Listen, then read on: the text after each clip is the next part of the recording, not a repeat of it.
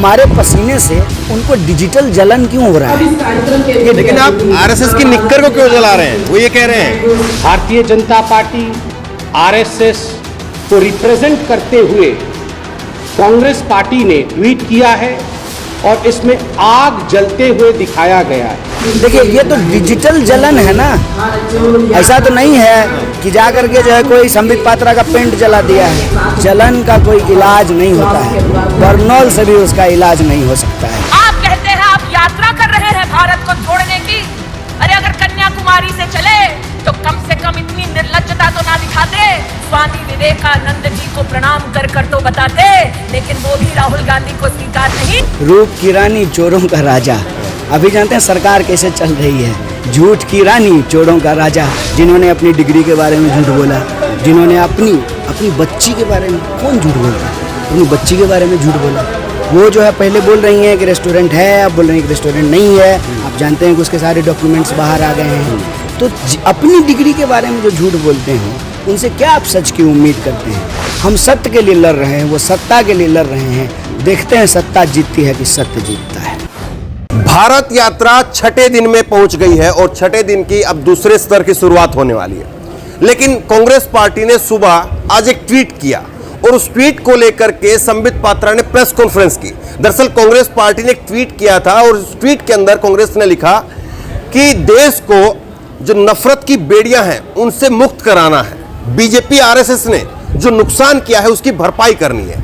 एक एक कदम आगे बढ़ते हुए मंजिल को पाना है। ये कांग्रेस ने ट्वीट किया और उसके नीचे एक खाकी रंग की निक्कर जलाते हुए सिंबॉलिक तौर पर दिखाया। और इसी को लेकर के संबित पात्रा ने प्रेस कॉन्फ्रेंस की और कहा कि कांग्रेस की ये भारत जोड़ो यात्रा नहीं, ये तो भारत तोड़ो यात्रा है, भारत जलाओ यात्रा है। इसी पर चर्चा करेंगे। हमारे साथ में कन्हैया कुमार हैं, जो कि खुद एक भारत यात्री हैं और कन्याकुमारी से कश्मीर तक लगातार जा रहे हैं। आप पैदल चल रहे हैं, उधर प्रेस कॉन्फ्रेंस हो रही है कि आप तो भारत को तोड़ने वाली यात्रा, भारत को जलाने वाली यात्रा कर रहे हैं। देखिए, हम सड़कों पे चल रहे हैं, पसीना बहा रहे हैं, पसीना हम बहा रहे हैं। वो अपना खून क्यों जला रहे हैं? अगर वो अपना जमीर नहीं बेचे हैं तो देश बचाने के लिए उनको भी साथ आना चाहिए। जिनके लिए महंगाई है, बेकारी है, गरीब अमीर की खाई है, उन सबको इस यात्रा में शामिल होनी चाहिए। लेकिन जहाँ तक बीजेपी का सवाल है, बीजेपी तो महंगाई बढ़ा रही है, बीजेपी तो बेकारी बढ़ा रही है, बीजेपी तो इंसान को इंसान से बांट रही है, बीजेपी तो हिंदू मुसलमान कर रही है, बीजेपी तो शमशान कब्रिस्तान कर रही है, बीजेपी तो धर्म के नाम पर लोगों को लड़ाती है। तो कहते हैं ना, जाको रही भावना जैसी प्रभु मूरत देखई दिन तैसी। जिन्होंने देश को जलाया है दंगों की आग में, जिन्होंने देश को जलाया है नफरत की आग में, वो हमेशा जलाने की ही बात करते हैं। जो इस देश को तोड़ते हैं धर्म के नाम पर, जाति के नाम पर, क्षेत्र के नाम पर, ईद और बकरीद के नाम पर, दुर्गा और जी और दिवाली के नाम पर, तो उनकी पूरी की पूरी राजनीति बांटने की राजनीति है, लड़ाने की राजनीति है। इंसान को आपस में जो है बांटने की जो राजनीति है, उसी राजनीति के खिलाफ, उसी नफरत के खिलाफ मोहब्बत के लिए हम सड़कों पर चल रहे हैं। और हम कहते हैं कि इस तरह से जो है हमारे पसीने से उनको डिजिटल जलन क्यों हो रहा है? लेकिन आप आरएसएस की निक्कर को क्यों जला रहे हैं? वो ये कह रहे हैं। देखिए, ये तो डिजिटल जलन है ना, ऐसा तो नहीं है कि जा करके जो है कोई संबित पात्रा का पेंट जला दिया है, ऐसा तो नहीं है। वो तो जो है एक सिंबॉलिक विरोध है, एक कहने का, बात को रखने का एक तरीका है। लेकिन जो लोग देश जलाने में शामिल हैं, जिन लोगों ने लोगों के घरों को जलाया है, जिन लोगों ने इस देश में, इस देश के आम लोगों को उनके बुनियादी मुद्दों से ध्यान भटका करके उनको आपस में लड़ाया है, उन लोगों का जलन बहुत स्वाभाविक है। और कहते हैं ना, जलन का कोई इलाज नहीं होता है, बर्नौल से भी उसका इलाज नहीं हो सकता है। लेकिन वो तो 84 की याद दिला रहे हैं। ये 84 वाला फिर से जो है वो राहुल गांधी 84 की तरह से लोगों को जलाने के लिए आह्वान कर रहे हैं। नहीं, उनका काम यही है। हम कह रहे हैं कि हम रोड पे निकले हैं महंगाई के खिलाफ। महंगाई जो है लोगों की जेब जला रहा है। जब आप देखेंगे पेट्रोल पंप पे पेट्रोल और डीजल का दाम तो जो है वो आपकी जेब जला रहा है, महंगाई आपके किचन का बजट बिगाड़ रहा है। आपका परिवार का लड़का लड़की जो पढ़ाई कर रहे हैं उनको नौकरी मिलेगी कि नहीं मिलेगी, ये संकट है। एग्ज़ाम समय पे नहीं होता है, भर्तियों में घोटाले हो रहे हैं, लगातार इस देश की सार्वजनिक संपत्तियों को औने पौने दाम में, कहते हैं करोड़ों की संपत्ति कौड़ियों में बेची जा रही है मित्रों को। इससे ध्यान भटकाने के लिए वो नकारात्मक बातें करते हैं, उनको करने दीजिए। हमको सकारात्मक संकल्प लेकर के लोगों के हक और अधिकार के लिए, इस देश को एकजुट रखने के लिए, क्योंकि एकजुट देश से ही उन्नति और प्रगति होगी। आने वाली पीढ़ी के लिए, एक बेहतर भारत के निर्माण के लिए हम लोग लगातार चलते रहेंगे। लेकिन ऐसा लग रहा है कि कांग्रेस पार्टी ने भी इस बार डायरेक्ट पिन कर दिया है, क्योंकि डायरेक्ट पिन का मैं इसलिए कह रहा हूं कि बीजेपी आरएसएस बाकायदा लिख करके कि भारत को नफरती बेड़ियों से मुक्त कराना है और बीजेपी आरएसएस ने जो नुकसान किया है उसकी भरपाई करनी है, ये लिखा और उसके नीचे निक्कर को जलाते हुए दिखा दिया। तो डायरेक्ट पिन किया है। देखिए, मन का चोर बाहर आने लगता है। अगर आप सच बोलेंगे तो मन का चोर बाहर आने लगेगा। मन का चोर क्या है कि इनका इतिहास ये है कि ये जिन्ना के साथ सरकार बनाए हैं। इनका इतिहास ये है कि इस देश को हर मौके पे आपस में लड़ाए हैं। इनका इतिहास है कि ये भारत छोड़ो में शामिल नहीं हुए थे, अंग्रेजों के खिलाफ ये नहीं लड़े थे। तो इनको लगता है कि अगर इस तरह की बातें होनी शुरू हो जाएगी तो व्हाट्सएप ज्ञान से जो लोग पीएचडी किए हुए हैं वो सवाल पूछना शुरू कर देंगे, वो हकीकत जानने की कोशिश करेंगे। क्योंकि अभी तक तो ये इस देश के नौजवानों को यही बता रहे हैं ना कि देश को विभाजित किया है कांग्रेस पार्टी ने, इनका तो यही इतिहास है। लेकिन असल इतिहास अगर लोग पढ़ने लगें तो लोगों को पता चल जाएगा कि सावरकर ने ही जो है 2 राष्ट्र के निर्माण के सिद्धांत को दिया है। ये लोग जो है जिन्ना के साथ सरकार बनाए हैं। ये पता चलने लगेगा कि ये बार बार माफ़ी लिखे हैं। ये पता चलने लगेगा कि जब देश स्वतंत्रता संघर्ष में शामिल था तो ये स्वतंत्रता संघर्ष में शामिल नहीं हो रहे थे। ये पता चल जाएगा कि कितनी बार इन्होंने अपना स्टैंड बदला है हर चीज़ पे। आपको सुन करके आश्चर्य होगा कि कॉमन सिविल कोड के भी खिलाफ थे ये, और आज जो है उसके समर्थन में बोल रहे हैं। तो इनकी हकीकत सामने आ जाएगी। ये राम जी के नाम पर जो रावण की राजनीति कर रहे हैं ना, वो पता चल जाएगा। क्योंकि तुलसीदास जी ने लिखा है, रावण रथी विरथी रघुबीरा।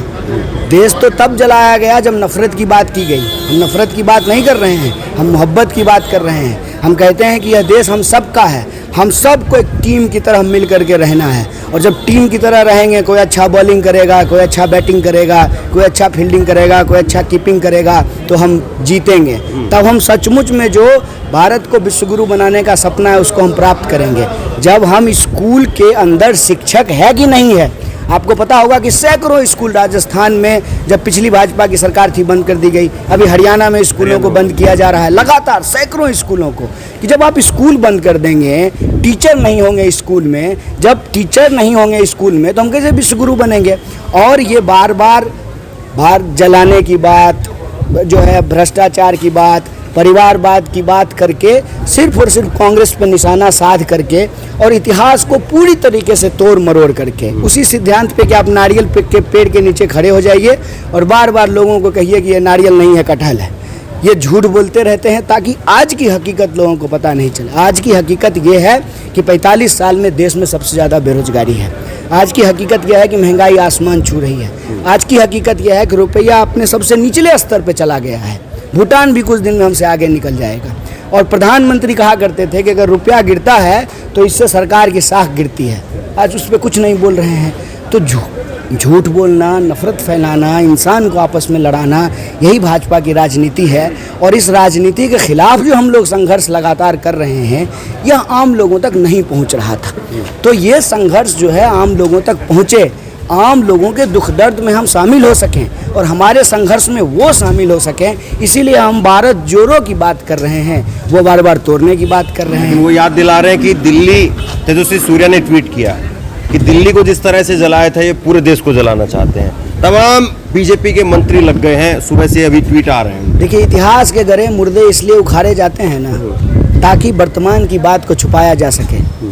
84 के दंगे हुए, कभी जो है आज के किसी भी कांग्रेस नेता से आप पूछ लीजिए, कोई उस दंगे को डिफेंड करता है, कोई उसको सही ठहराता है। भाजपा के आप किसी नेता तो छोड़िए, कार्यकर्ता से भी पूछ लीजिए, वो 2002 के दंगे को सही ठहराता है। और 84 के दंगे के बाद कांग्रेस पार्टी ने जो है देश से माफ़ी मांगी है। डॉक्टर मनमोहन सिंह देश के प्रधानमंत्री बने और माफ़ी मांगेंगे ये माफ़ी। इनका काम है झूठ बोलना। अगर हम इतने साल तक शासन प्रशासन में रहे तो हमसे गलतियां हुई, हम उसको स्वीकार करते हैं। ये तो गलती पे गलती किए जा रहे हैं। इनको कौन सी गलती आप स्वीकार करते हुए देखे हैं, आप मुझे बता दीजिए। हर चुनाव में जाते हैं, शमशान कब्रिस्तान करते हैं, हर चुनाव में इस मोहल्ले उस मोहल्ले की बात करते हैं, कपड़े देखकर पहचानने की बात करते हैं। बहुत छिछले स्तर की जो है भाषा का इस्तेमाल किया जाता है। आपने कभी माफ़ी मांगते हुए देखा है? कन्हैया जी, आप भी मौजूद थे। 7 तारीख को राहुल जी गए, विवेकानंद जी को अपनी श्रद्धांजलि दी, और आज स्मृति ईरानी की तरफ से एक रैली में बड़े कॉन्फिडेंस के साथ में कहा गया कि देखिए कितनी निर्लज्जता है राहुल गांधी में कि वो विवेकानंद की मूर्ति पर 2 फूल चढ़ाने के लिए नहीं गए। देखिए, इसको एक था ना, फिल्म था एक, रूप की रानी चोरों का राजा। अभी जानते हैं सरकार कैसे चल रही है, झूठ की रानी चोरों का राजा। जो लोगों की पूरी सरकार ही झूठ पे चल रही है, उसकी क्या बात कीजिएगा। जिन्होंने अपनी डिग्री के बारे में झूठ बोला, जिन्होंने अपनी बच्ची के बारे में, कौन झूठ बोलता है, अपनी बच्ची के बारे में झूठ बोला। वो जो है पहले बोल रही हैं कि रेस्टोरेंट है, अब बोल रही हैं कि रेस्टोरेंट नहीं है। आप जानते हैं कि उसके सारे डॉक्यूमेंट्स बाहर आ गए हैं। तो अपनी डिग्री के बारे में जो झूठ बोलते हो, उनसे क्या आप सच की उम्मीद करते हैं? ये इनका काम है, झूठ बोलना। और इस तरह के झूठे लोगों को रिस्पॉन्ड करने की ज़रूरत नहीं है, क्योंकि हम कोई चीज़ दिखाने के लिए नहीं करते हैं। हर चीज़ जो है ना हमारा फोटो खिंचाने के लिए नहीं है। रिस्पॉन्ड नहीं करेंगे तो गांव देहात में तो वही बात मान ली जाएगी ना कि स्मृति ने कहा है, तो क्या पता राहुल ने कर ही दिया होगा ऐसा। गांव देहात में अगर स्मृति ईरानी जी का झूठ पहुंच रहा है ना, तो गांव देहात में महंगाई भी पहुंच रही है, बेकारी भी पहुंच रही है। पेट्रोल हम भी 100 रुपये लीटर खरीद रहे हैं, भाजपा का वोटर भी 100 रुपये लीटर खरीद रहा है। हमको भी जो है पढ़ने लिखने के बाद, जो भाजपा के वोटर नहीं हैं उनको भी रोजगार नहीं मिल रहा है, जो भाजपा के वोटर हैं उनको भी रोजगार नहीं मिल रहा है। तो कब तक आंख बंद करके आप कहिएगा कि नहीं नहीं कुछ नहीं है, कुछ नहीं है, कुछ नहीं है? कब तक कहिएगा? लेकिन आप ये कह रहे हैं कि बताने की कहने की जरूरत नहीं, लेकिन काउंटर नहीं करेंगे तो यही महंगाई तकरीबन जो है वो यूपी में भी हमने थी। कोई ऐसा नहीं कि कोई 20-30 रुपए का फर्क हुआ डीजल पेट्रोल में और इस चीज़ में। काउंटर नहीं करेंगे तो वो तो धर्म के नाम पर और इस प्रकार के प्रोपेगेंडे के नाम पर अपना तो कुर्सी हथिया ही रहे हैं। देखिए, सच को आँच नहीं होता है। हमको राजनीति को कुश्ती नहीं बनाना है, ये WWF का मैच नहीं है। हम सत्य के लिए लड़ रहे हैं, वो सत्ता के लिए लड़ रहे हैं। देखते हैं सत्ता जीतती है कि सत्य जीतता है, तो देखने की बात है। ठीक है, धन्यवाद बात करने के लिए। तो कन्हैया कुमार लगातार एक भारत यात्री के रूप में कन्याकुमारी से और कश्मीर तक इस यात्रा में शामिल है, और जिस तरह से बीजेपी इस यात्रा को लेकर के लगातार काउंटर कर रही है, तो ऐसा लग रहा है कि बीजेपी के अंदर भी एक बेचैनी है इस यात्रा को लेकर के, और बीजेपी भी इस बात को समझ रही है कि अगर सफलतापूर्वक बगैर इस यात्रा को डेंट किए, बगैर इस यात्रा पर किसी प्रकार का कोई जो है वो आरोप लगे बना, अगर इस यात्रा को पूरा कर लिया गया राहुल गांधी की तरफ से, तो 5 महीने बाद में राहुल गांधी जो एक नेता के रूप में उभरेंगे, फिर शायद उनका काउंटर नहीं हो पाएगा। इसीलिए रोजाना कुछ न कुछ ऐसा काउंटर निकाला जाए जिससे उनकी वो छवि जो 5 महीने बाद जो यात्रा के बाद में बन करके निकलेगी, वो बन ही ना पाए। उसको रोजाना थोड़ा कर करके उसको ध्वस्त किया जाए व्हाट्सएप यूनिवर्सिटी के जरिए। जो पूरी तरह से स्मृति ईरानी ने जो बोला उसको पूरी तरह से आप झूठ कह सकते हैं। और संबित पात्रा जो आप कह रहे हैं, तो क्या अनुराग ठाकुर को भूल गए? क्या कपिल मिश्रा को भूल गए? क्या प्रवेश वर्मा जो कि बीजेपी के सांसद है उनको भूल गए, जिन्होंने दिल्ली के चुनाव से पहले क्या कुछ कहा था? तो सब चीज़ें जो है वो लोग जानते हैं। तो बहरहाल आप बताइए, स्मृति ईरानी और संबित पात्रा ने जो कहा उसको लेकर के आपकी राय क्या है? कन्हैया कुमार ने जो कहा उसको लेकर आपकी राय क्या है? नीचे कमेंट बॉक्स में अपनी राय जरूर दें। इस वीडियो को खूब शेयर करें और इसी तरह की तमाम खबरों के लिए ऑनलाइन न्यूज इंडिया को सब्सक्राइब करें। धन्यवाद। इस खबर को अभी लाइक करें, शेयर करें, अभी चैनल को सब्सक्राइब करें और घंटी जरूर दबाएं।